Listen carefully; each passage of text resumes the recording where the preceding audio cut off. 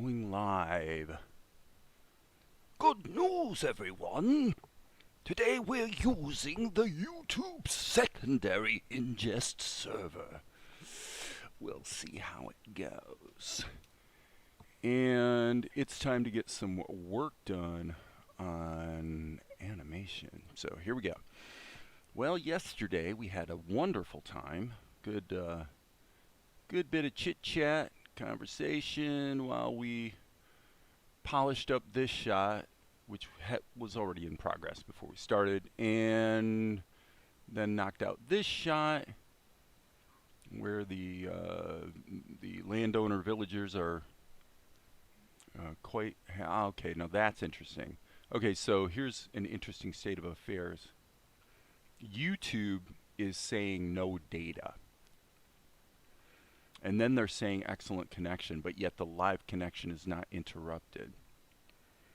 That's a little creepy, I must say. What YouTube is doing today is bordering on creepy. It's a little weird. Because for the longest time when I was using OBS 2.7 a little while ago, even though it was streaming and YouTube showed me an excellent connection, nothing would come up in the preview, and it actually wouldn't go live, so to speak. So, this is a kind of a weird day for YouTube, it seems. Now, I went ahead and switched to the secondary server to see if that would, kind of sort of help things a bit. But we'll see. We'll see. Every day, live streaming on YouTube is an unmitigated adventure. Absolutely an adventure every time. So today I'm going to try to keep an eye on OBS so that if it disconnects and you guys lose me, then at least I should be able to be aware of it and kind of pause my yakking long enough to kind of sort of pick up where I left off so that you don't miss any of my always exciting and enriching and fun banter.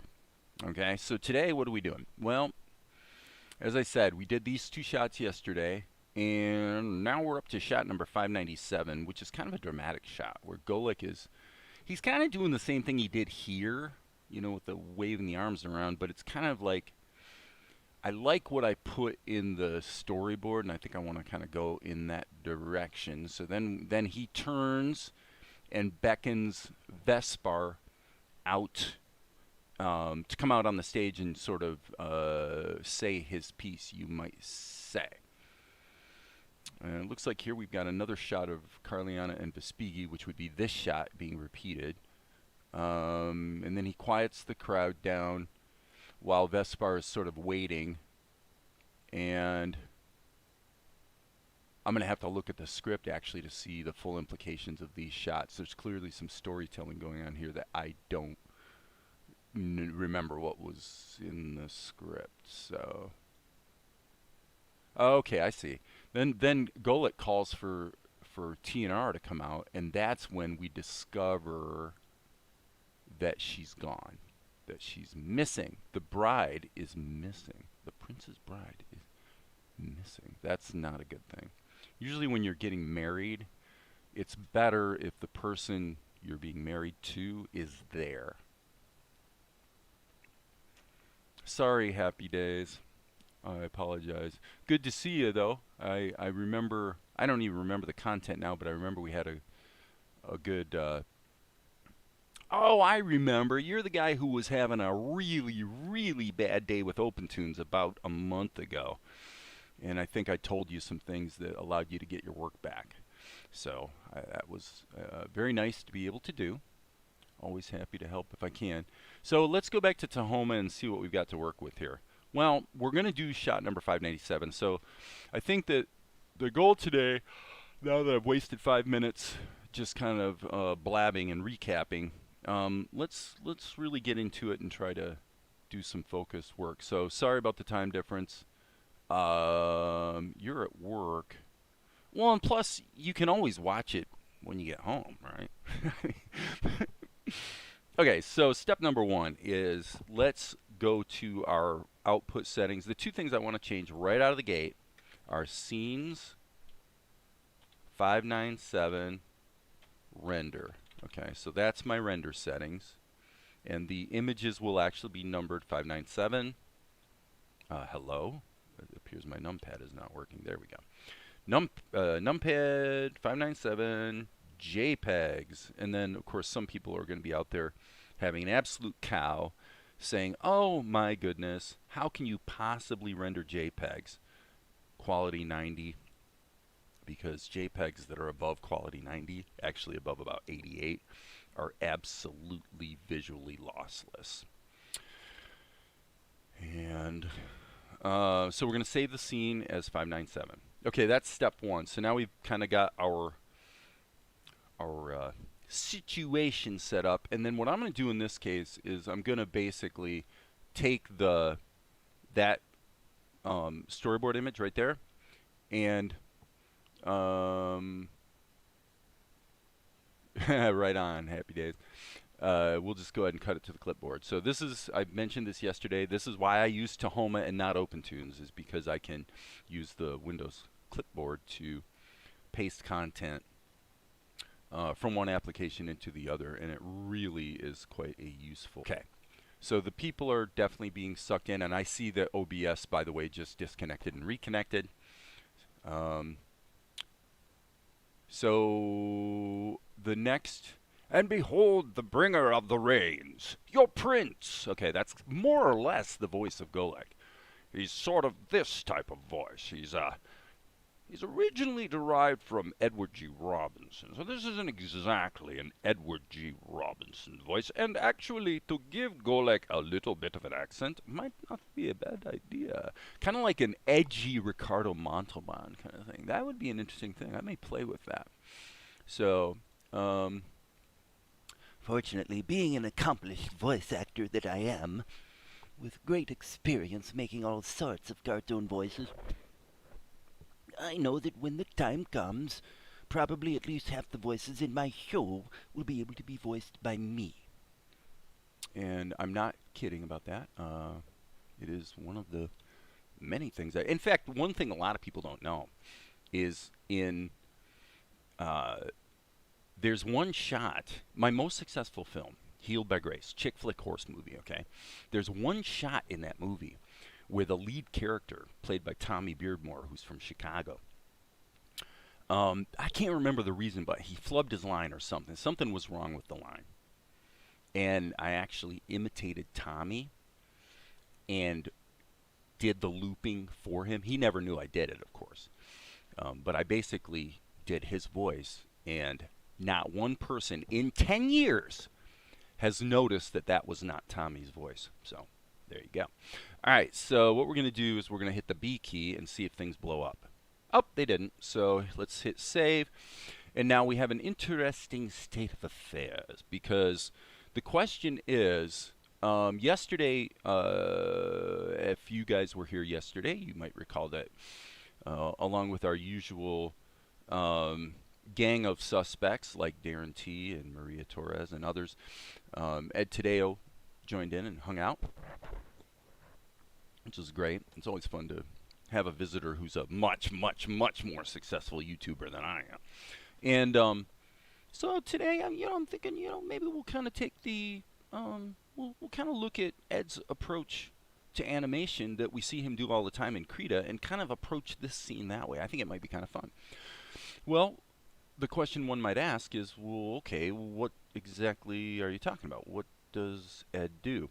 Well, for one thing, what he'll typically do, and if you don't know who I'm talking about, it's, and I'm sorry, by the way, Ed, if you're out there, sorry for embarrassing you in this way, but I really like this guy's work. Ed Tadeo. He's from the Philippines, and he does really good animation with Krita.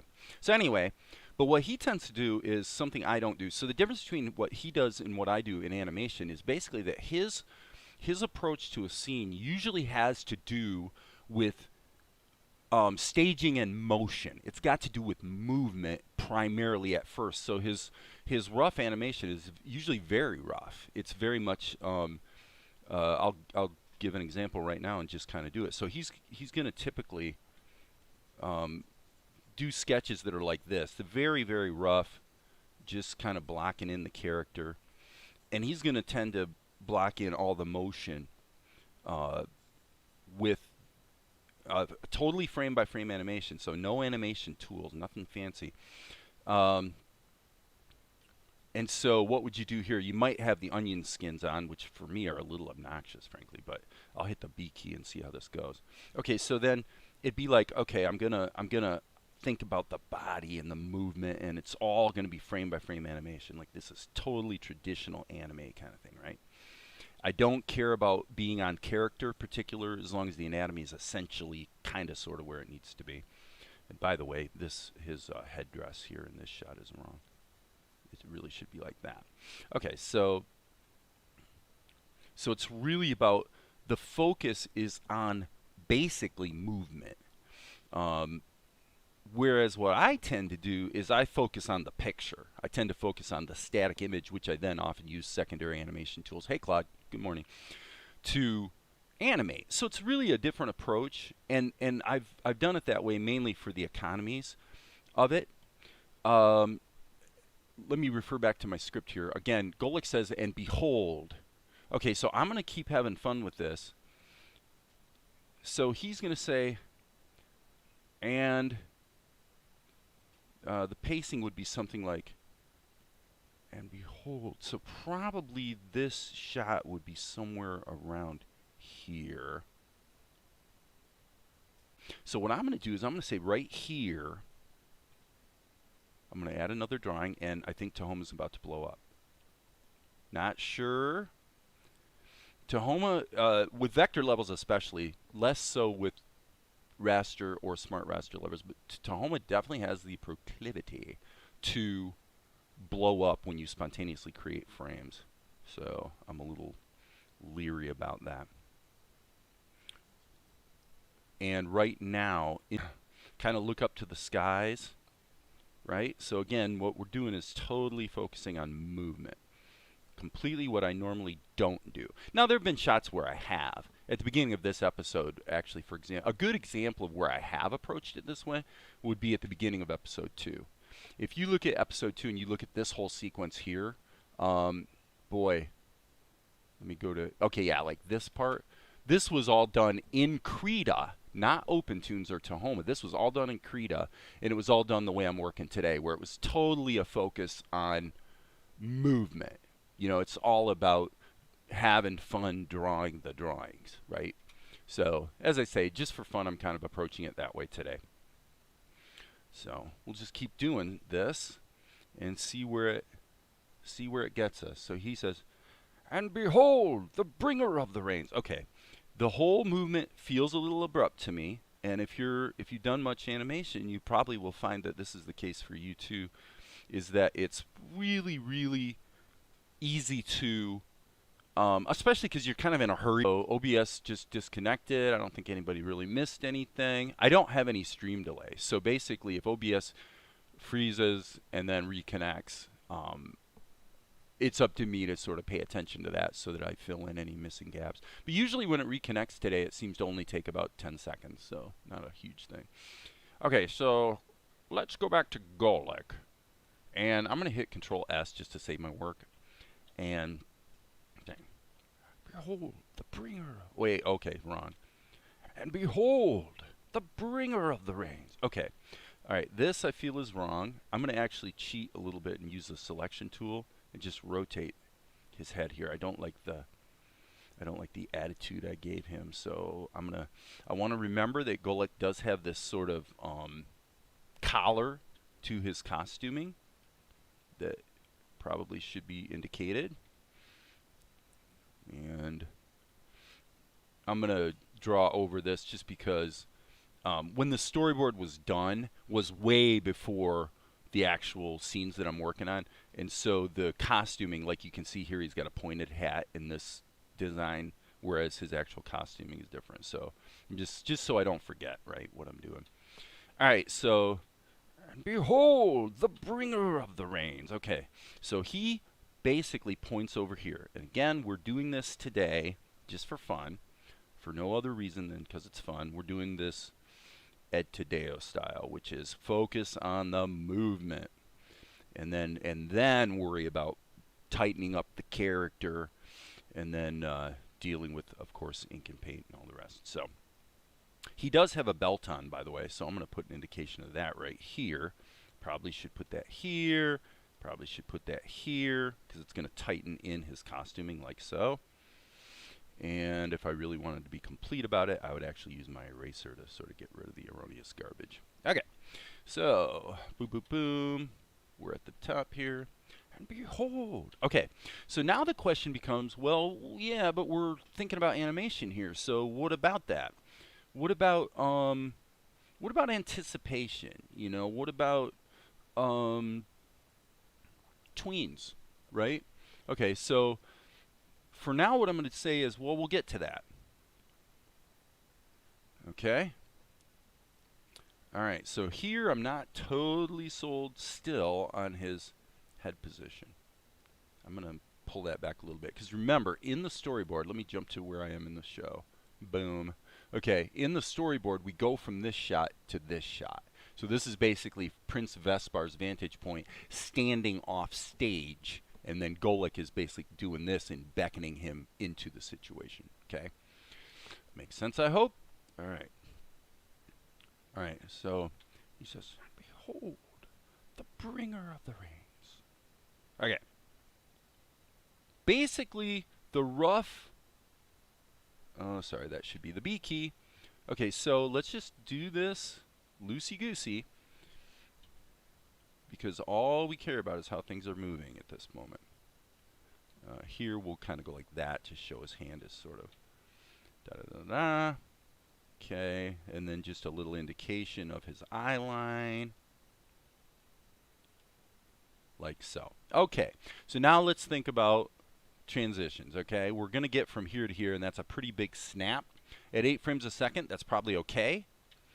If I wanted to do it as, put it this way, if I was working at 12 frames a second, I would probably put an anticipation frame here, and I wonder if this will actually create a new frame if I actually move things. Okay, it doesn't. It's changing the existing frame. So if I was doing 12 frames a second, I would probably have him move slightly this way and then have a second frame where he's moving this way in order to get us to this. So there's a little anticipation, then snap back. The problem is, what you find is that at 8 frames a second, usually all that does is cause the entire motion to happen too slowly, because you just have too many keyframes. So you have to, at 8 frames a second, you need to embrace the snap, you know, the snappy motion. So what that means, what I'm getting at is, in this case, I'm going to just hit the D key and make a duplicate here. And let's keep in mind that probably when I animate this, I'm not going to redraw this frame. I'm probably going to just draw the first frame and then cut and paste it in here, because all the ink and paint will be sort of done for me. So if we turn on these onion skins like this,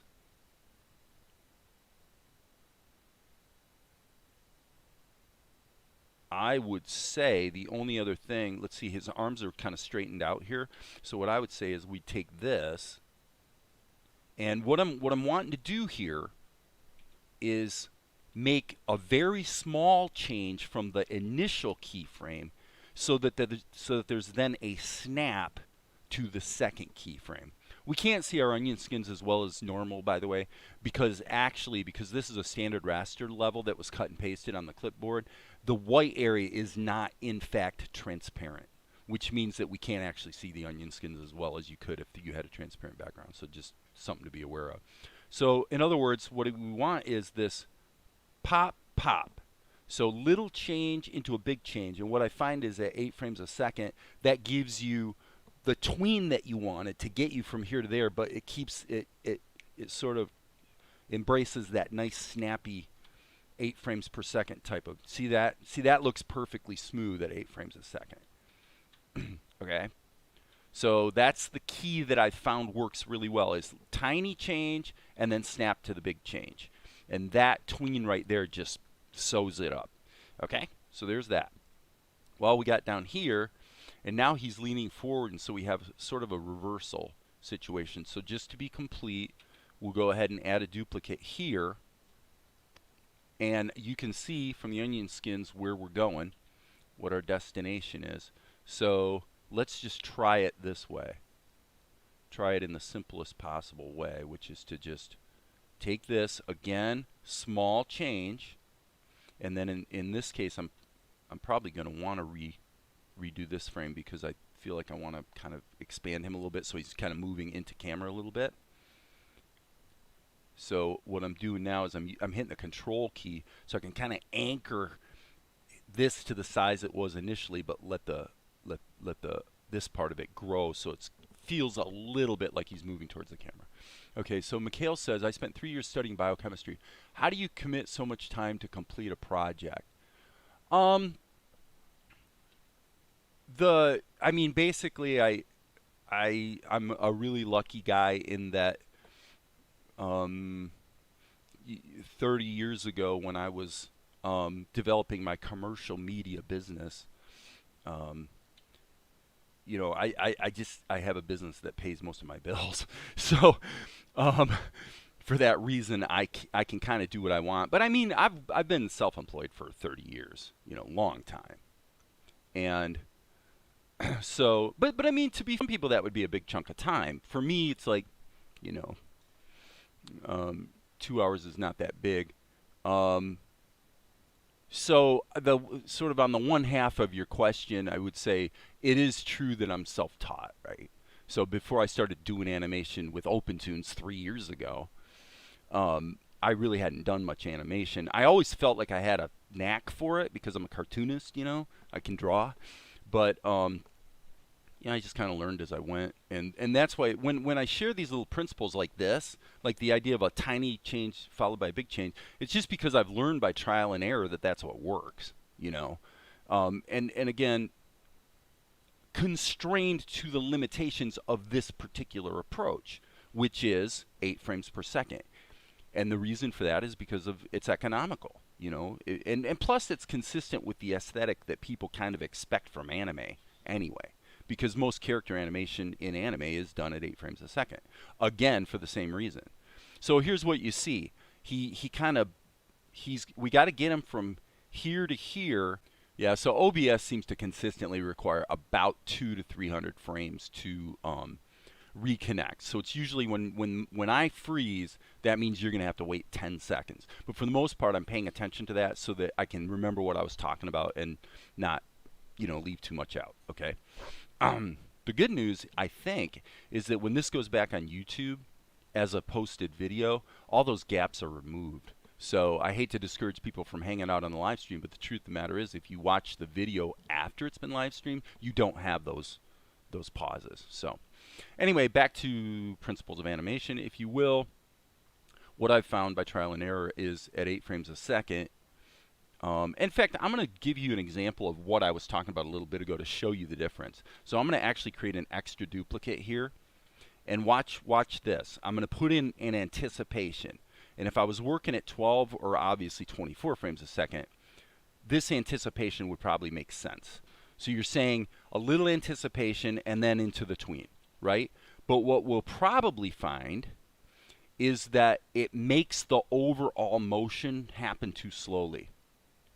Let's see. And in this case, maybe not. I mean, it's not like he's moving that fast anyway. But I don't know that the anticipation helps. Okay? So this is just a judgment call from experience. If I cut this back out, my sense is that, yeah, I like it better without the anticipation. And I found usually that turns out to be the case. So, you know, again, trial and error. But, I mean, if you're trying to do a big project, like this is a big project, I guess my point was that once we have, I've been around the block long enough to know from making films and doing other things that are fairly large scale projects that once we have a little bit of traction on the money side of things, I hate to say this because it's so, you know, just like capitalist of me or whatever, but once I have a little bit of traction on the money side, to where I feel like, okay, this is going to be, you know, turn out okay as a commercial, you know, venture, then I know what will happen, and what will happen is I will kick up my level of time and energy that I give to it, so that I can accelerate the race toward the completion of obviously the first 2 episodes, and then on to the next 10, because there are 12 episodes kind of planned. Okay, so let's watch how this plays. He says, "Behold, the bringer of the rains." Okay, and then he turns to Vespar. So the timing of this feels about right to me. All right, so now the job is, how are we going to go about dialing in the detail, right? And to what extent do we need to dial in the detail? I want to get to ink and paint as efficiently as I can. Hey, Enio-san. I want to get to ink and paint as quickly as I can. And so this is a judgment call based on your judgment of how well you know your characters and can get away with it. Okay, for me, I've drawn Golek a lot of times. So right now, with all my talking, we're a half an hour into a shot that's almost, at least in terms of planning, it's pretty much done. And this is going to wind up being about a 5-second shot. Is that right? 8 times 5 is 40. Okay, so 5 seconds. Let's not bother with the details. What I will do is, over on this other screen, I'm going to put up either this shot or this shot. Probably this one, because this gives me a definite sense of his costuming. Okay, so what I'm going to do is, I don't waste a bunch of time. I want to get right to it here. So what I'm going to do is a few things. Number one, I'm going to put the ink in pencil mode, which means there's no anti-aliasing. For all practical purposes, I don't really even need pressure. Okay, this is a bit of a radical approach. Okay, I'm going to add a little bit of smoothing, but basically my objective is to make this ink as bold as possible. Okay, so let's just get to it. All right, so here's Golek. He's got obviously a little bit of an attitude in his characterization here. And so, in other words, angry eyes. Okay, I don't actually like I can't get quite enough subtlety in my ink at this scale, so I'm going to go ahead and turn pencil back off. All right, so now, what about his mouth? Now we'll leave his mouth for another layer, or another level, as we like to call it in OpenToonz. I'm hitting the M key so I can see how badly out of balance this is, and I can see that it's actually horrible. So I'm going to delete that, hit the B key, and if I were to advise you guys, I would say, you know what I just did, do it earlier than I did. Flip your canvas a lot. Do it early, do it often, just like saving your work. Flip your canvas a lot, because you're going to, if you're a normal mortal human being like me, you are definitely going to draw your characters unbalanced like all the time. Okay, so I'm going to flip it back this way. You can see this is going to be a problem. I'm going to sneak that in a little bit. Okay, so this is, yep, we can see his ears, so we want to put his ears in there. Again, yeah, you see that? Honestly, this whole thing, I'm going to hit the control key and go like this. This whole thing is just a little bit tilted. You know, it's just got to do with being a right-hander, I suppose. I'm going to hit the S key here and rotate this a little bit. So, it's just one of the realities of doing art stuff. You do have a tendency to draw things a little out of balance, especially if it's tilted. I mean, in this case, his head is tilted, and so, whoops. So that tends to make it even harder to see and capture a completely balanced drawing. Whoops, I accidentally hit my stylus button. So that feels a little large to me. Yeah, I'm just going to do this a few times until it feels right.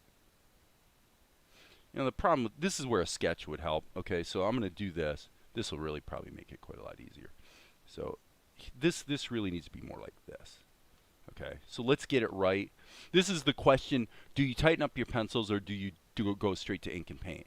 And this is a good example of where it really makes more sense to tighten up your pencils because it becomes the guide for the ink, right? And it's really weird, but what you find is, at least what I find, is that it can be a really simple thing to draw, but if you don't have that guide, it's actually pretty easy to screw it up. So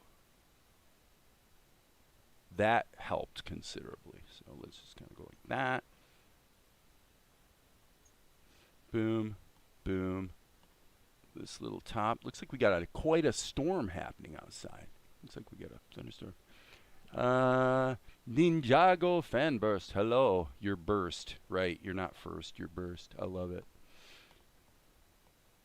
I love it. He's not first. He's burst. Okay, by the way, what I started to say and didn't finish is that we're going to not draw his mouth. And by the way, I'm actually kind of rejecting a little bit of the initial drawing here.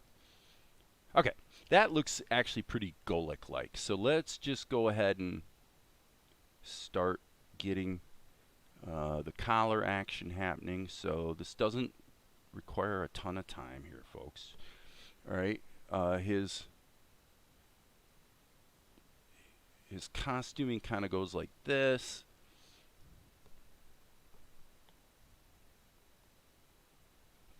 That I'm not real thrilled with.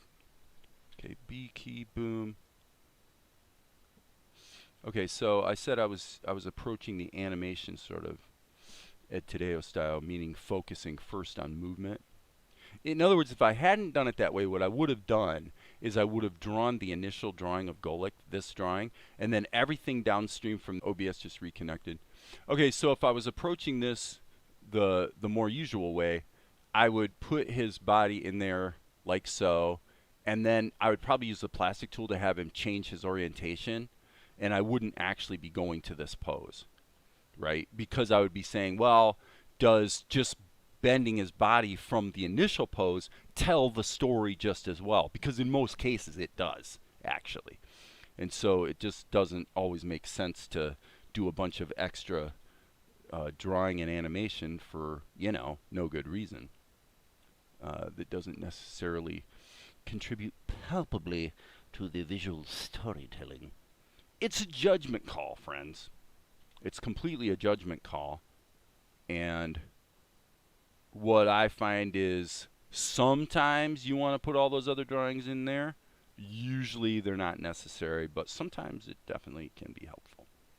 All right, so I'm just going to kind of do this. And blum, blum, blum. We got to get those. Okay, I need to pull out here. And yeah, I screwed that up. I fouled that up. Well, that's what happens when you zoom out.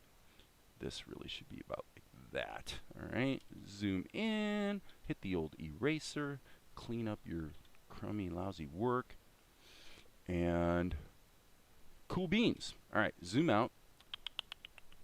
B key. All right, let's get this curvature in there, and there's the belt. Boom, boom, boom. That's fine. It's all good. So I'm going to say let's put in the curvature of that sort of collar, or not collar. I don't know what you'd call them. So they're sort of wrist wraps. And I actually see another problem. Okay, so here's how I'm going to fix the problem. I'm going to take this and cut that piece out in order to free up his head from the body.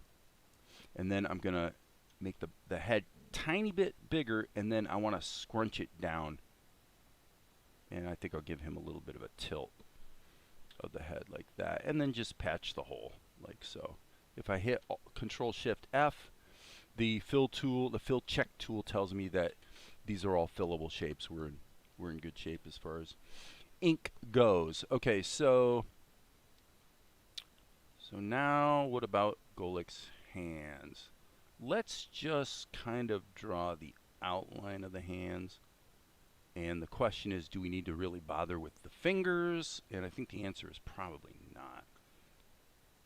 So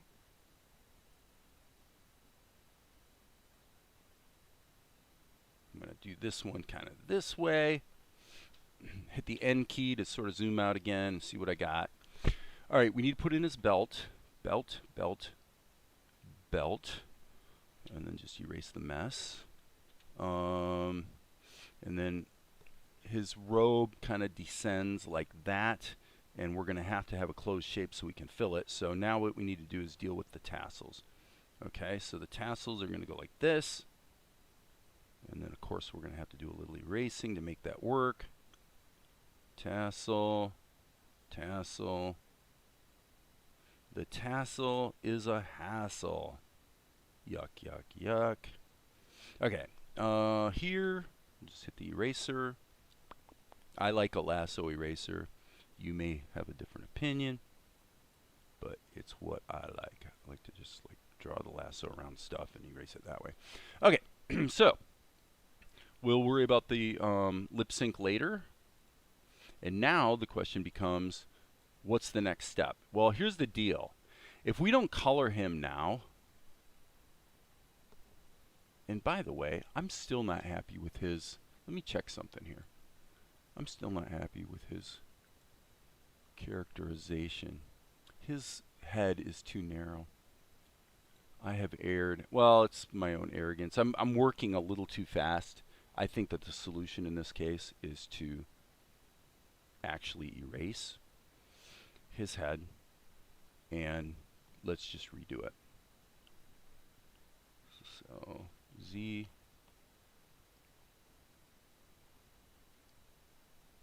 and I just want to make sure.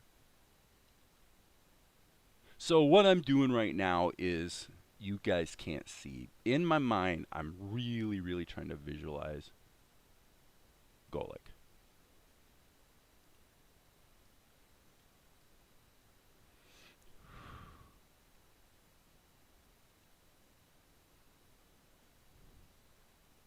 And there's something about this today that is bugging me a bit. Look at that. Jeez, I hate that. I hate the way, no matter how hard I try, I cannot keep from having those sort of wacky tilts. Well, I guess it does come back to the pencil test. If you put in these guides, so there's no mistaking what you're trying to do, I guess you're going to probably be far less likely to screw it up. So, but as you guys can see, the eyes are still just amazing how easy it is to mess up symmetry. You'd think it would be easier, you know? That feels better. That feels better. It feels more like the Golek we all know and love to not love, since he's obviously a bad guy. Right there. Same thing again. There we go. There we go. Well, that's interesting. This is what tends to work better for me is, as I always say here on the channel, I say work from the known to the unknown.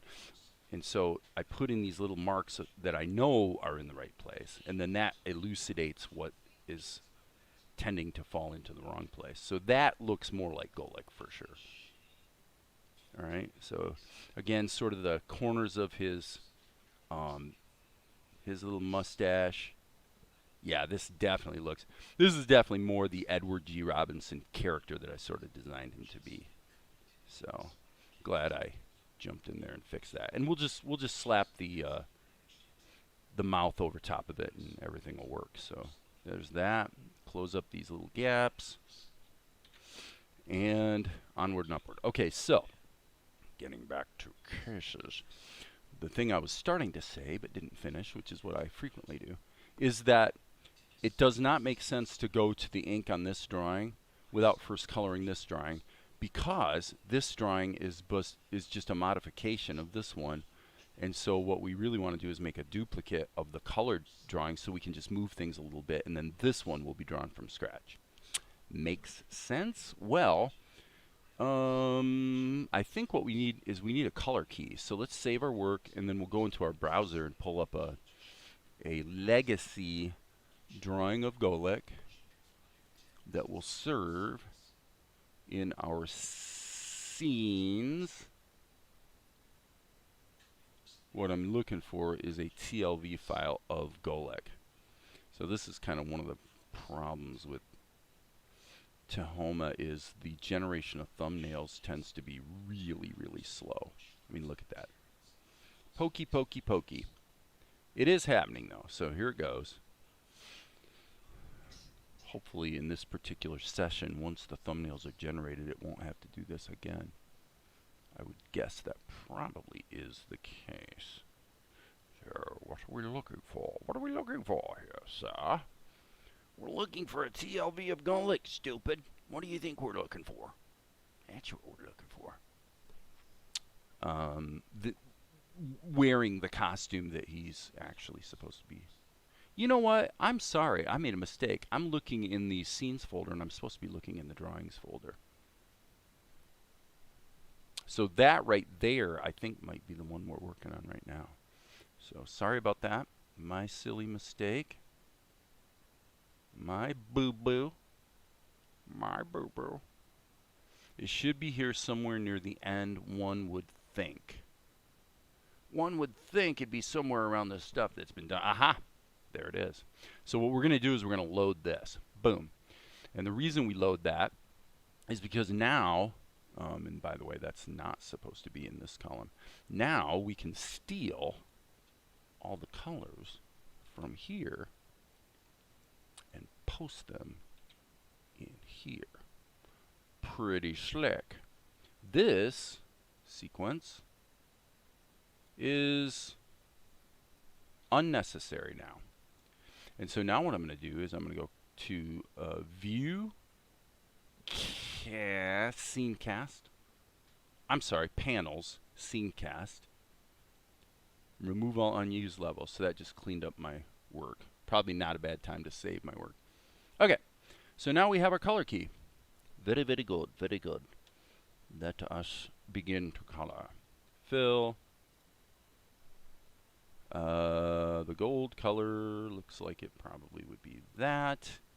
The dark-ish blue color looks like it would probably be that. Boom, boom, boom, boom.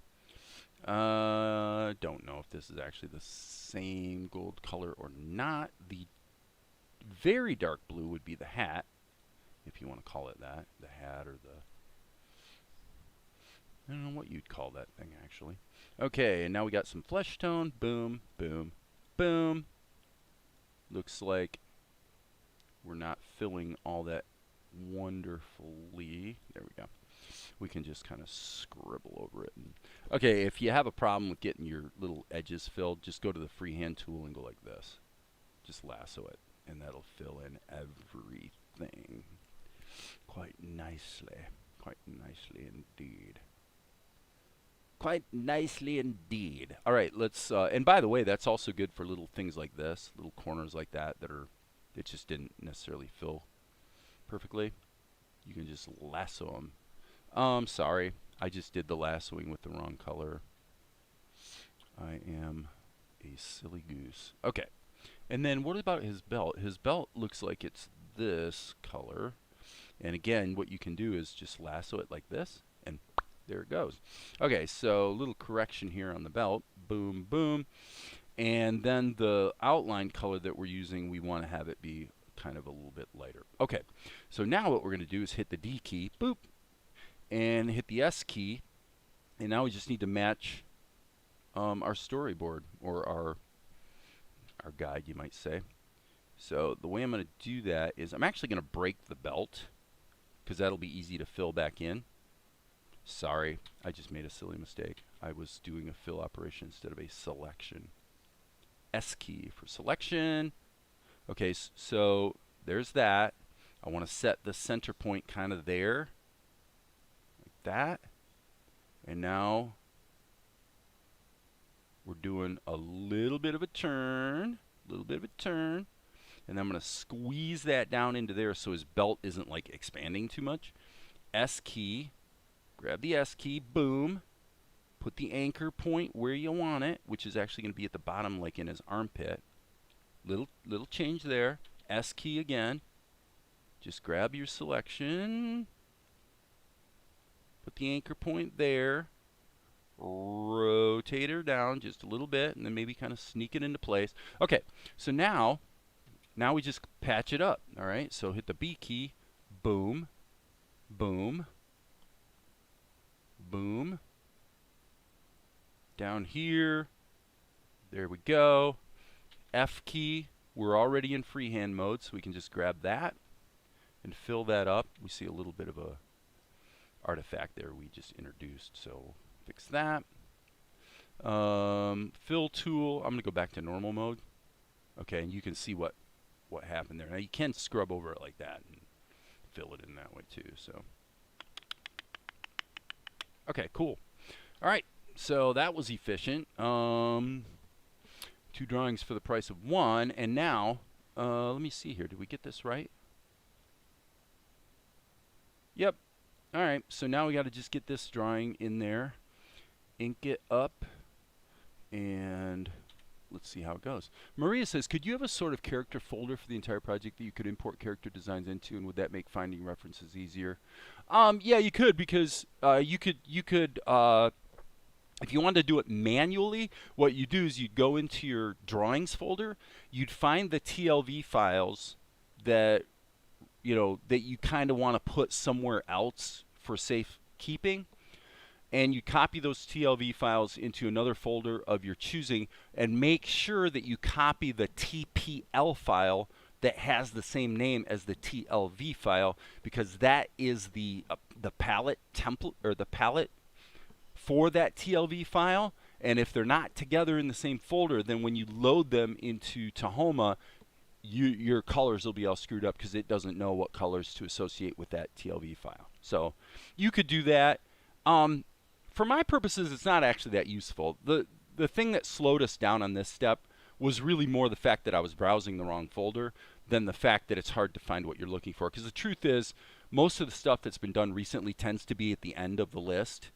And if you're going to reuse the content, then I guess what I'm trying to say is that what you want for the purpose, OBS just reconnected. Okay, so the problem is that when I'm reusing stuff, it's very, very axiomatic that if I'm going to want to reuse content that has to do with Golic, for example, here, it's going to be a shot that came from somewhere in the last, 30 seconds of the show. Okay, for one thing, because characters change costume, right? So I kind of know where to find the TLV files. Like I said, the browsing I did just a few minutes ago took a little longer than it should have, but you're still talking about 1 minute to go get the color key that you need for your character. So that's my opinion at this point. I am going to... I need to be here. Okay, so here, what we're going to do is we're going to move fast. I'm going to hit the B key, and I'm going to save my work. Since Maria's here watching me, I'm going to save my work frequently. Otherwise, she's going to yell at me. Dave, save your work. All right, I'm going to work from the known to the unknown. So we've got the tassels, tassels, tassels. So this is a little different technique than you guys might have seen somewhere else. So the idea here is that I'm literally drawing the stuff that I definitely know I'm going to need, and I'll worry later about connecting everything up and making it clean. Okay, so I know I want that wrinkle, I know I want that little bit of stretch right there, I know I want some wrinkle on the top, boom boom, right? So we're just kind of feeling it. That's going to be a little more stretched. Let's erase that. So this is going to kind of plunk in because of his belt. There's the belt. Okay. And he has a seam actually that runs down the center of his outfit. Okay. Gonna put that line in there, that line in there. Zoom way in. Okay, he's got his collar thing, so this is going to be a little bit fat like that. So this is just a totally different approach to drawing, which says, you know what, I'm gonna sketch in the stuff I'm pretty sure of, and then just take 1 minute and clean it up.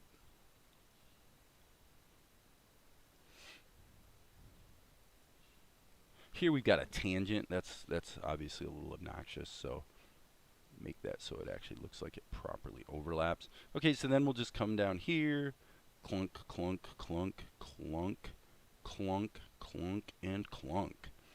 Let's connect these lines so these things fill properly. We'll get rid of those. Okay, by the way, some people are going to say, hey Dave, why don't you use the eraser in segment mode, which means theoretically right now I should be able to grab little pieces of these segments and it should erase them perfectly. In this case it worked pretty well, so that's great.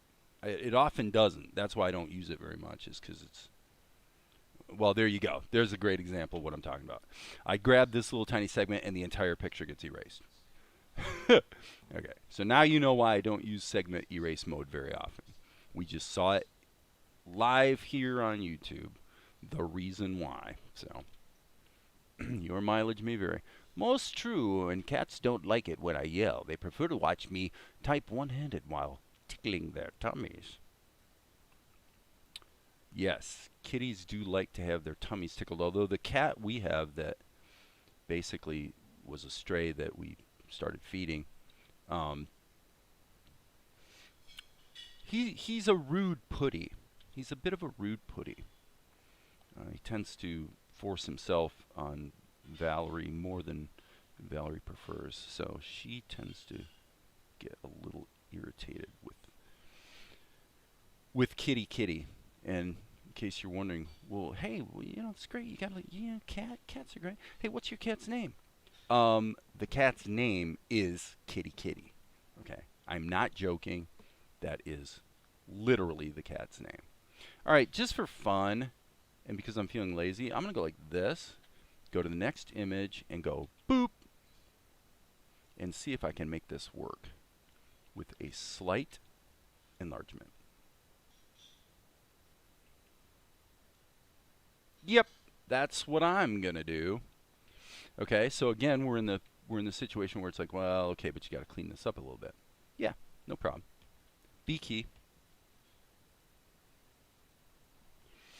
B key. All right, and what did we have here? I'm gonna approach this one slightly differently. I'm really trying to see the silhouette in my mind.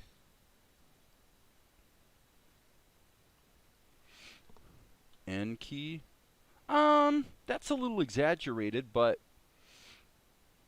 you know what? I mean, gosh, in this case, I guess it's probably not appropriate. So that's okay. We'll just grab this whole segment. So now we got to deal with Golik's handsome face. All right. Now this is interesting.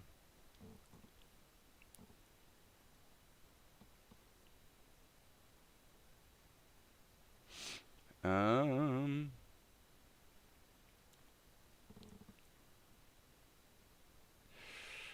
know I'm making all kinds of faces right now.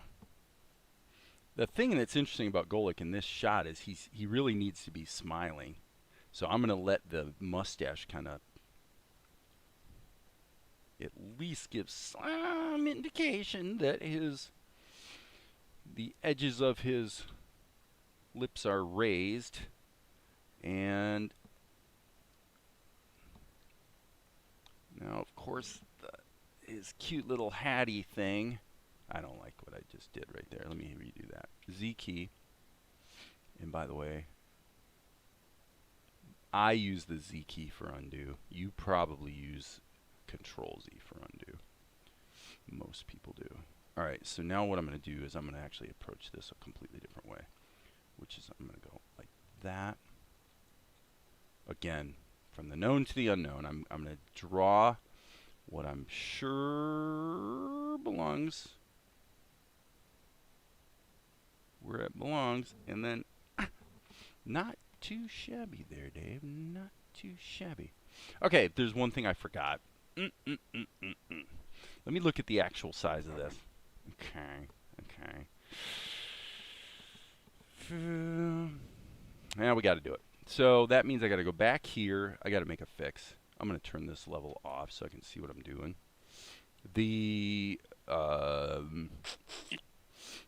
I'm going to hit the V key. Do I want to use the V key?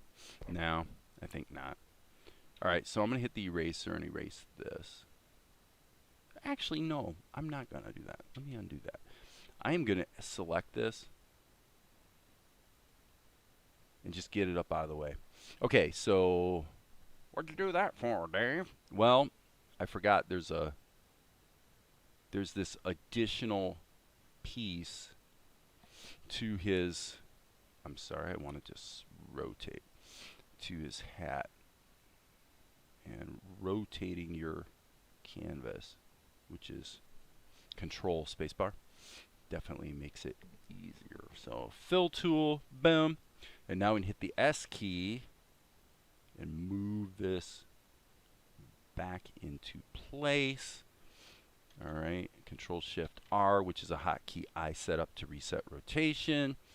And now what we should be able to do is the following. This is where this might be a little non-intuitive, but it actually works quite well, which is just grab this whole section and hit Control C, go to this drawing, hit Control V, and then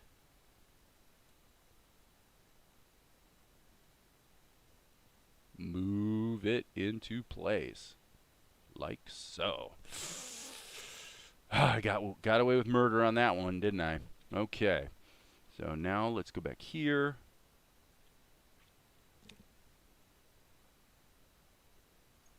And we're just, I'm again going to rotate the canvas because it makes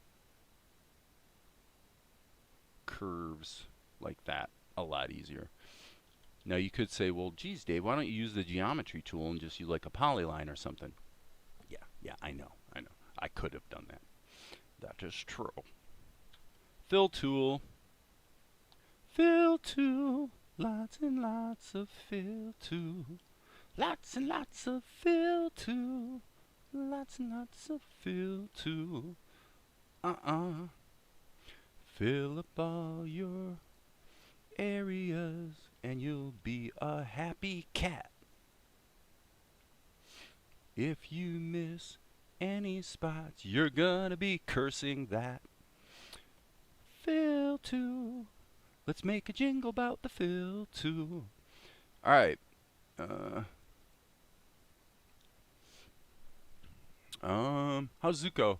Yeah, I mean he went through a when he went through puberty, basically he went through a period where he was doing some plucking, and so he takes a medication that sort of just kind of mellows him out a little bit, kind of calms him down just a bit, and that medication had to be refilled, and if you refill it, you know, a certain number of times, they like you to come in for a visit and just kind of check it out. And Dr. Funnel, who by the way is one of the premier bird veterinarians in the country, just happens to be here in Fort Wayne, Indiana, seemed to be reasonably pleased with how he's doing. So no, okay, really, dude? That's what you're gonna do, huh? Okay, so there we go. Now the question is, what's this supposed to be? Well, if we turn this back on, we can see that this is just that little bitty tween. So we need to do the same thing again. Hit the D key. Now we're gonna hit the S key. I'm gonna make it easy on myself by selecting right through the middle of his belt. I'll set the rotation spot kind of in the belly button. Okay, and you can see that definitely the scale on my pencil test and the scale on this drawing is a little different. Okay, this is where we're ending up. So that means we need to get his arm down a bit. I know I covered this with the pencil test, but, you know, I'm moving quick, and sometimes I have to remind myself. This goes from here. But, okay, yeah, I remember what I did now. So I want to take this. I'm going to actually anchor it there. And just a slight growthy poo, if you want to call it that, since we're always having lots of fun inventing words. Okay, I've hit the B key 3 times and the brush has not been invoked, which is a little annoying. But that's all right. That's all right. It's Friday. It's Friday. The Sundays are coming. I'll bet you Maria knows that sermon. Remember this. I remember a sermon. It was an Easter thing. And the basic gist of the sermon was, it's Friday, but Sundays are coming. Point being, you know, everybody's sad on Friday, but everybody's going to feel triumphant and happy again on Sunday, and Tahoma appears to be freezing up on me. It probably needed to save, so boom. Okay, so what do we have here? I'm really getting annoyed with Tahoma's unresponsive interface, because it's like I'm scrolling my mouse and clicking and like nothing's happening kind of thing. So well, as I've said many times, every bit of software has its quirks.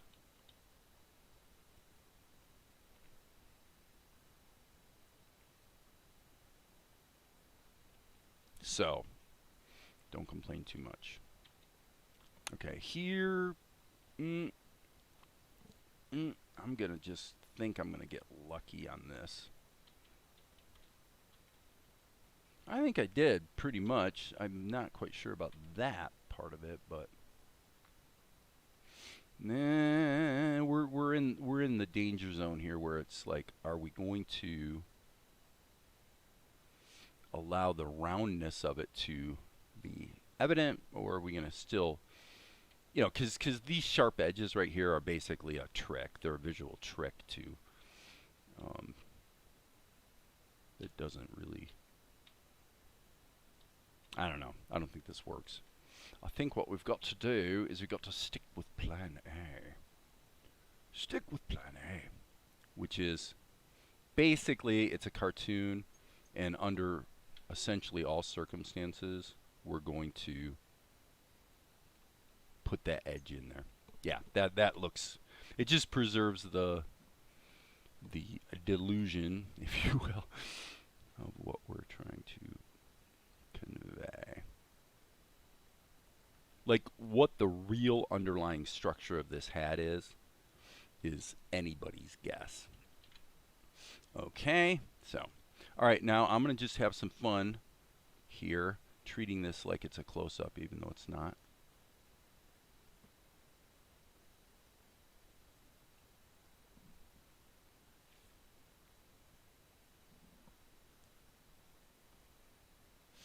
Just because it's fun. Actually, I think the smoothing is part of the problem I'm having with my ink and part of the problem I'm having with my ink and paint is the smoothing. The smoothing really, it's good for precision, obviously, but it really detracts from just the fluid. Like, I'm sitting here going, why is it when I draw like on paper, it's like always easy, but here on the screen it's not so much, but now it is. It's because of the smoothing. That was really boogering me up a bit. Okay, so now I obviously put his ear kind of in the wrong place. That looks better. E key. I think this whole shoot and match is a little bit high on his forehead too.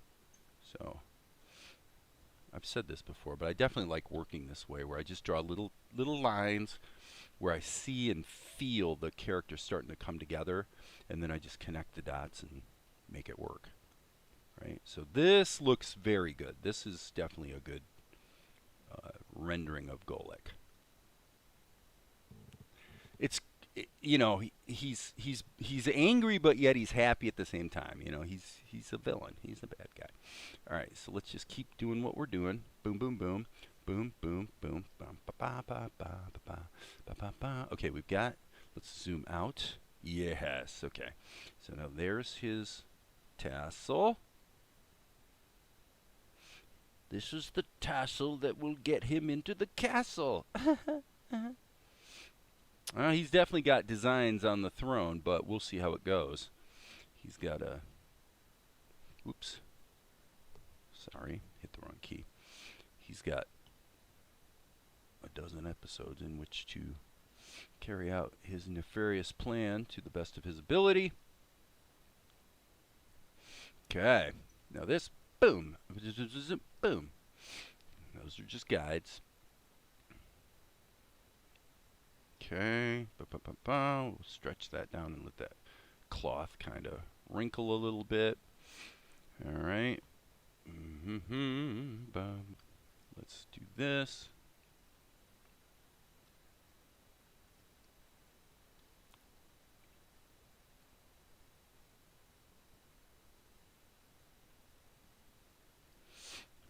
We're just going to suggest what's there.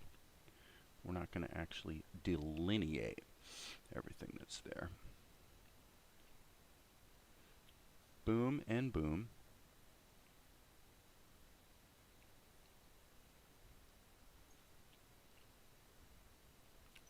So I'm going to pop back out. Okay, so now that's kind of bad. Yeah, that's what I thought. Come on. So now the rotation won't reset. If I hit shift, yeah. Now this is one of the real serious bugs in Tahoma and OpenToonz as well, is the screen rotation doesn't work worth a beans.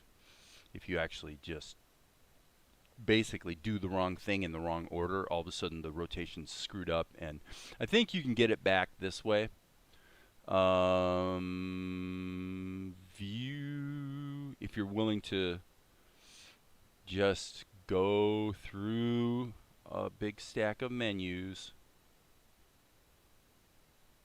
If I hit the M key, okay. So for whatever bizarre reason, resetting the rotation doesn't work, but going to actual pixel size through the menu, because I hit N multiple times, which is the hotkey, and it didn't work. But if you do it through the menu, all of a sudden it works. So yeah, go figure. Dumber than a box of rocks, I say. Dumber than a box of rocks. That's all I got to say about that. All right. Go, go, go. Uh-oh. I see what happened. I'm going to hit the B key and commit a little sin here by filling it, actually closing that line with the blue color. Okay. Here's his belt. Oh, come on. Really? There's a leak there, too? Well, to be fair, this is the risk I run using this inking methodology that I use, where I put in little lines and then connect the dots, because sometimes I don't connect the dots successfully. Alright, I really have no clue which shade of yellow that's supposed to be. And by the way, I can see another little boo-boo. Alright, let me check this. Okay, that's okay. That's okay. Looks like I did it alright. So we're going to hit the F key, boom, boom. And we got to get these wrist things in there too. As you can see, I'm getting the vibe that I'm becoming close to the end of the road here, at least in terms of ink. How long we've been going for an hour and 15 minutes, so not too shabby. All right, and he says, "And behold, the bringer of the rain." Okay, so as you guys can see, basically that turned out pretty well. All right, I'm going to hit the F key and go into freehand mode so I can actually clean this whole mess up. And then I need to close that little hole right there so that I can hit the F key again in normal mode and put that in there. Now, one could argue that this needs to be areas and maybe just a little hint of the whites of his eyes. I suspect nowhere else will that be appropriate. Yeah. The only thing I'm seeing, though, that does need to be done is I'm hitting the V key so that I can just actually paint the color in. Just fill in the little gaps. Here, you got one right there. It's not, I mean, you probably wouldn't notice it if you're watching the show. You know, it kind of goes by pretty fast. But what the heck, while we're here, why not clean up the mess? Okay, so now getting back to where we started today, if we were actually operating in quote-unquote Ed Tadeo mode, we would be specifically putting in extra palette colors for shadows. I ain't gonna do it, and I am not criticizing that approach, but for me, I just find I kind of get the results I want by doing this. I just use a vector level and just draw some shapes like so and put in shadows that way. And then we'll also be using the body highlight effect, but this is vector levels for shadows are so efficient. They look great. The only thing you want to do is go into your scene settings and make sure that is ticked. I've covered that zillions of times, so I'm not even going to read it right now. But it's just a little setting that makes it so that any transparency that you bake into the column headings actually render. So, quite useful. Quite useful on a Friday. Well, probably useful other days as well. Okay, let's zoom out and see what we've got. So we're getting there, people. I think we're getting there. We are approaching something that's actually starting to look somewhat good. Here, gosh, I think I'm going to just kind of do that. Kind of hide a little bit of shadow action in the palms of his hands, and we'll leave it at that. Okay, so I'm just checking the messages. Nobody's really saying too much today, so that either means that my content is so compelling and unbelievably interesting that there's just everyone is struck speechless. Everyone is simply rendered speechless at my unspeakably excellent erudition, which puts me in a class, certainly, with such luminaries as guys we've discussed recently on this very channel, like William F. Buckley Jr. Who's the master at using erudition to make sure that everyone in the room knows that he is certainly the smartest person in the room, although he may not actually believe that he is, but you wouldn't know that from listening to him speak. Alright, what do we got here? So now I need to go in. Unfortunately, in this case, we've got to do these shadows one at a time. So,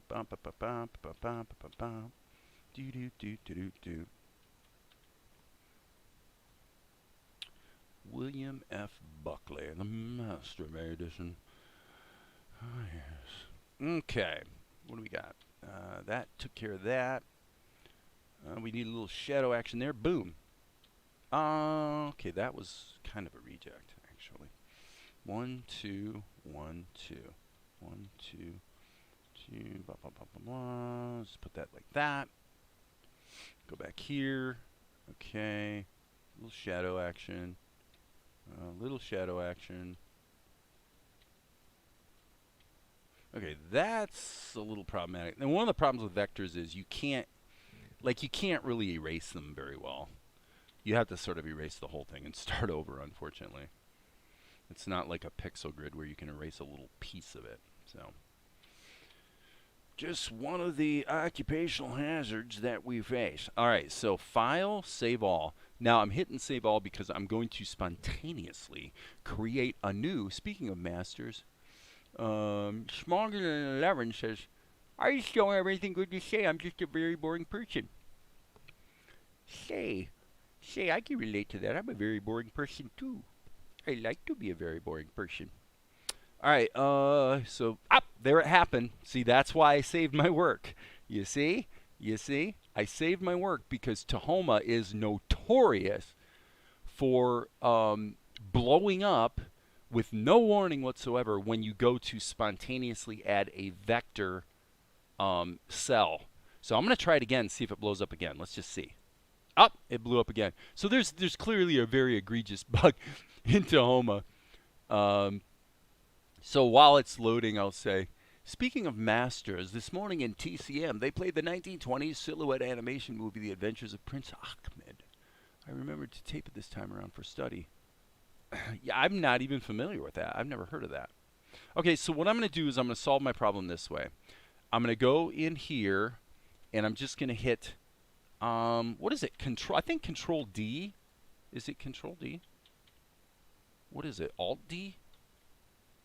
I thought there was something. Yes, Alt D creates another frame that is not a duplicate of the prior frame. Okay, in the X sheet. So I'm going to hit Alt D to go ahead and create all of my blank frames. And now it will not keep blowing up like it did. Just to be safe, though, because I don't trust Tahoma, I'm going to go ahead and save my work. Cool beans? It looks like you're trying to draw a filled shape on your vector level. If you turn off the auto close, it'll probably work. Yeah, actually, Darren, you're correct. I had forgotten that, and Darren is right. So what Darren is saying is the reason Tahoma blew up is because it's creating something mathematically that it can't resolve is really what's happening. So what's happening is when I click to create the new vector drawing, the new cell, what's actually happening, if you look at the settings up here, is I'm drawing a dot, but we have auto close, auto group, and auto fill all turned on. Well, those options do not make sense unless there is a shape to fill. So if I go down here, I'll bet you it won't blow up now. We'll see. I've saved my work, so we'll see. But I'll bet you if I go like this, it won't have the problem, and it didn't. So Darren is correct. I had forgotten that.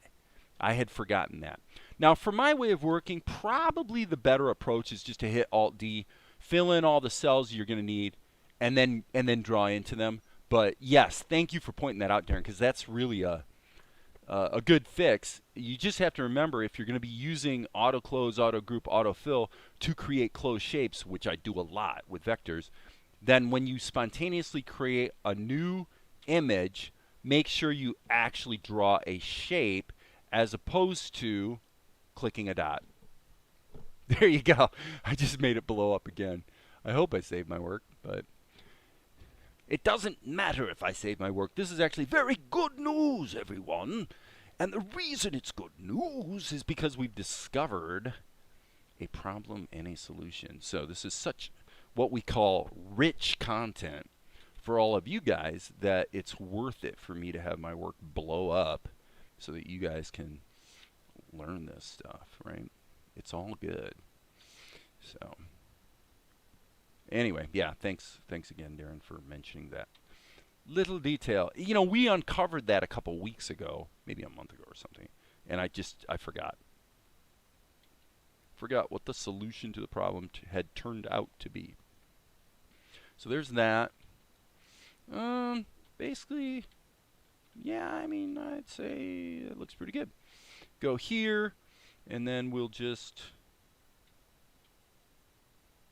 yeah, that type of nuance, I tell you, the little things like you just pointed out there, Darren, are so valuable to people that are trying to use the software because, you know, you got situations that look for all the world like an intractable bug that, you know, it's like a game over, can't get my work done kind of situation. When in reality, if you know the secret, it turns out it's not actually that big of a deal. Not only is it not a big deal, but there's actually multiple workarounds. So, and that usually is the case with OpenToonz and Tahoma. You know, usually the stuff that looks like, I hate this software, it's so stupid, usually it turns out there's, you know, kind of a relatively easy fix just a small adaptation in your workflow, and everything can sort of move forward unimpeded. Okay, so now we want to make Gulick look really good. And how are we going to do that? Since I'm doing the frame-by-frame approach today, so we're working, as I said, Ed Tadeo method. Not completely, but more so. So, I mean, there's plenty of circumstances where I'd be jumping into the plastic tool here. Actually, I'm making a change right now. I am actually going to get rid of this frame entirely. It is wrong. It is not helping, and I'll show you why here in half a second. I violated my storytelling. If we go back to the storyboard, look at this. We got this shot that I'm working on right now, and then look at what the next shot is. Look at what Gulick's doing. He's looking over, and he's going like this. He's going like this to the print. Okay. Well, this is basically that drawing from a different angle. So why in the world would I want to have that third drawing, or I guess 1, 2, yes, third pose in there? Simple. I don't. Okay, so now let's think about backgrounds. Now, if we look at this drawing, it looks eerily close to what we're after, and I don't think that background. That background, I'm pretty sure. Oh gosh, this background is a vector level subscene that has a raster level overlaid over top of it. So this is a very simple vector drawing where I then took the pencil on a raster level and just painted over top of it. I'm really sure that's what I did. Okay? Therefore, save all. What we're going to do is we're going to pull up 594 and take a peek. And there it is. I was right. Sub X sheet. And it's actually 4 levels. Okay. Is there a better way? Let's think about this for half a second. I'm going to solo this level. I'm actually going to cheat in ways that are unspeakably evil. I am going to cheat in incredible ways. Watch what I'm about to do. I am seriously going to cheat here, folks. Let's see this. Okay. What I'm going to do is I'm going to cheat in a way that you guys are going to just go, I can't even believe you just did that. All right. What we're going to do is go to the view. I think it's the view. Toggle maximize panel and toggle the main Windows full screen mode. So I'm going to view, toggle, and I'm going to blow this up like that. Alt, print screen. I'm just going to take a freaking screenshot of it. And you're going to be freaking out because there's this X in the middle of the screen. Darren, do you remember how we get rid of that? Because we uncovered that some time ago. I know I could render out one frame and then use the ping. That is true. Darren's like 5 steps ahead of me, right? And so I've already cut it to the clipboard. But if we go down into the sub scene and simply render it, I think I have to hit Control R. Yeah. And then I can save this as a snapshot. Okay. So we'll do it both ways just to be safe. Save image. There it is. And looky, look what we just found here. In scene 594, render. I'm not even going to use the ping. I'm just going to do it as a JPEG. We'll just call this BKGD pre-render. Okay, so a little bit of housekeeping here. Oh, that's bad. All right, I'm just going to cancel that because now what's going to happen is when we go and look at shot number 594, let's just go here. I'll go pull up my image viewer. So I hope this is making sense for you guys. But if I go to the scenes and then go down to 594, what the heck? Where is it? Why did it not render into the... Uh-oh, I have a feeling. Let me see what we have here. Yep. It actually copied over. No, that's correct. Background pre-render. So there it is. All right, so I'm going to go ahead and pull this up here on another screen. Let me check this shot to make sure it's not corrupted by pre-rendering that background. So let me just take half a second here, make sure everything's good. Okay, everything's fine on that shot. So now what we can do is let's go back into Tahoma, shot number 597. That's this one. Let's pull her back up. We're not going to save our changes to the other one. We'll discard our changes. And now, a couple things to notice. Number one is that we can actually cut from the clipboard. Because remember, we pasted the screenshot to the clipboard. So there's the screenshot. Now the problem with the screenshot is it does have the stupid little X baked into it. So we'll say, we're not really going to want to do that. What we do want to do is take this JPEG, and of course we've got the whole sequence now, but we don't need that. We just need the first one. And for my purposes, actually, I am going to take all of the other images in that folder that got rendered out and delete them. There's no reason to keep them around. Okay, so we just have this one, and let's do a save scene. I'm not going to save all because right now it appears to me that Tahoma has this image sequence in memory, you might say. The problem is all of these other images other than the first one have been deleted off the hard drive. So that's asking for trouble. Therefore, what I'm now going to do is reload this shot. I'm going to save the scene only. I'm not going to save all because I don't want to save all those images. NF.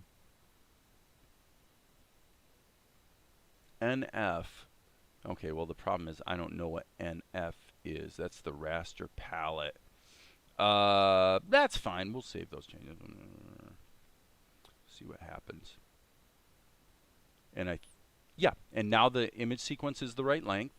Everything's back to normal. Everything's good. Okay, cool. So the basic issue here is that I don't quite love the position and or shape of this drawing. I think I want it to be more like that, and I think I want to scale it up a bit. So that's what we're going to do. Like so. And then when this renders, we want to kill that. And I think, I tell you, I'm seeing one other thing here too. I think that this shot or this background image should be rotated. Yes, that should be rotated in a way that sort of supports the dramatic framing of Golek, because obviously we have him kind of on an angle there. So, okay, so what about excuse me, what about defocusing? That is certainly in order. So column 1, we're just going to put a blur on it, no big deal. So let's just do a blur, and that's a little extreme. That's a little extreme. 45 pixels. So let's do 18 pixels. Let's do 12 pixels. That's probably about where we want to be, I think. Okay, and now as long as we're here, let's put the body highlight on Golek as well. Okay, okie dokie. So there's that, and obviously keeping in mind we still need to do lip sync. So let's do body highlight. Okay. I guess we're going to use 2 of them, as I have been doing kind of frequently lately. So I'm going to first off turn down the blur. we're going to move the X offset. Well, I guess first let's get the Y offset. Not 125, silly. I wanted 12. Okay. And let's put this at 0. Yes, there we go. Okay, so we want that harsh highlight. Probably looks about right, actually. So I'm going to hit Control C, and then I'm going to grab this connection line, and Control V puts another instance of the body highlight in there, but this one is going to be black. Boom. It is going to be inverted, and so as you guys can see, there's basically none of the local color from the palette that's going to survive this scene, because, or this shot, because I think that what we just did with the body highlight looks great. So okay, so I'm gonna go back here and check my comments and stuff. Hey Amar, remove the X first. I know. Well, oh, view camera. Okay, thanks. Yeah, I mean, I just couldn't. I remember that was another thing we covered kind of sort of recently, and I couldn't remember what the view the camera box. Yeah, there you go. Get rid of the camera box. Okay, and these guides and whatnot don't seem to have any effect on that. So the question for me then would be, why would you really ever want the camera box in there putting an X in the middle of your shot? And the answer is, I don't know. So if Darren has some insight about that, you might want to chime in there, buddy. All right, so there's that. Let's go to the view. I'm sorry, the panels, scene cast. Let's clean up the scene cast. Save our work. We're getting close to being able to render here. We need the lip sync, so we'll just do it. Looking at his, and behold, the bringer of the rains. Okay, so he says, sorry, we don't want that in rendered mode. Behold, the bringer of the rains. Okay. Behold. Alright, so let's just do it this way. I'm going to actually do this with vectors as well, just because I'm feeling frisky. Alright, so I'm going to hit the B key, and, sorry, I'm going to create a vector level, which creates the first drawing for me. I'm just going to go like that, and once again, turn down the opacity of it. So it just kind of sits in the mix. Yeah, about 50% or so. A little more, a little less. All right. Okay, so he's... Yeah. Okay, so we'll go here. And now watch. We're not going to have our problem. I'll save my work just to be safe, but I think that we know how to mitigate it now. So here's what we're going to do. And...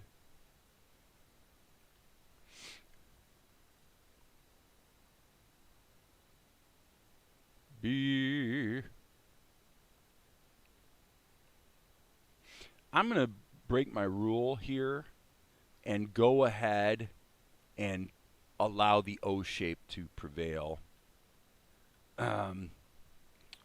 Just because.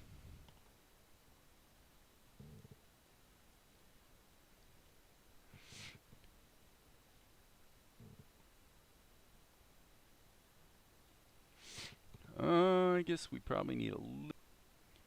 Oops. Guess we got to draw another.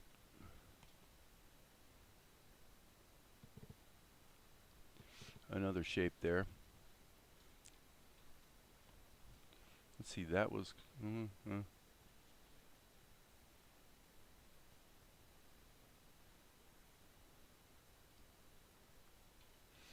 There we go with that. And just because I'm moving fast, I'm just going to go ahead and redraw the shapes, even though I technically don't need to. So there we go. And then this is going to be like that. Okay, so now this will extend down to the bottom of the shot. And behold, the bringer of the rains. And then he points over to Vespar and says, your prince. And then waves his fingers to coax Vespar out. So the render output settings for this shot are indeed 597. So guess what? Boom, we're going to render it. And let's go over to the show and see what happened. Boom. There's 597. Delete that out of the media pool. And as you guys can see, in a matter of less than 2 hours, we have created 5 seconds. Not horrible. Not horrible. Especially since kind of the mandate is to get 15 seconds a day, presuming that I'm working a 6-hour day, actually. So we're right on pace. He's projecting his voice, so an exaggerated mouth shape works. Yeah. Once you zoom in, it helps find the box. Ah, it's a fair point. It's a fair point.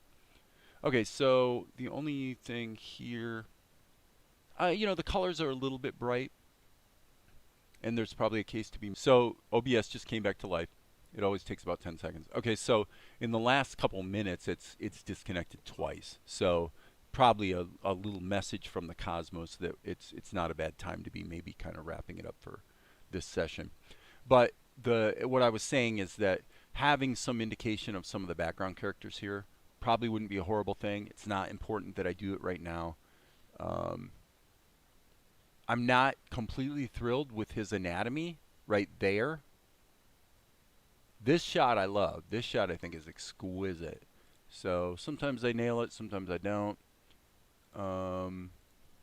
But let's just kind of backpedal a little bit here. And there's the shot we did yesterday. He says, let the prince be married. And then it goes to, and behold, the bringer of rain. Okay. Yep. And then we'll go to, and technically we didn't get 5 seconds done because frankly the edit needs to stop sooner. So the big problem on this shot for me is his right arm. You know, can we kind of get away with it? Yeah, we can kind of get away with it, but the truth of the matter is that his anatomy is a little bit fouled up right there. And I'm thinking about right now as I'm thinking about it, I'm thinking about the way I drew this panel versus the way I drew this panel. With this, what's the difference? This is actually kind of an important deal. This pose, I was sort of clinging to the storyboard more, if I'm remembering correctly. Whereas on this one, I sort of let that go and was really thinking in my mind about seeing the character in my head and, you know, just drawing the anatomy correctly. Especially in his face, actually, if you guys recall. So it just goes to show that staying in the zone of kind of imagining and visualizing in your mind what you're trying to create as you're creating it is really important. Because this is comparatively stiff and the anatomy is not that great. Again, you can excuse it to this small extent, which is that if you go back and watch, you know, go watch a couple episodes of a popular anime like Fairy Tail, you're going to find that anatomy that is way worse than this comes up all the time. Like, they're so crappy on their anatomy. It's comical. But the editing and the story and the pacing and the characters all keep you engaged with it where basically you don't care, right? Well, I can't necessarily count on that, you know. But it is quite a palpable difference between the quality of that drawing and that drawing. This drawing wouldn't require huge changes. It's fairly small changes, but I'm not going to do them right now. I'm ready to take a break. So, with that, I will say that there will be more later. And I think I'm going to go ahead and wrap it up for now. So, see you guys.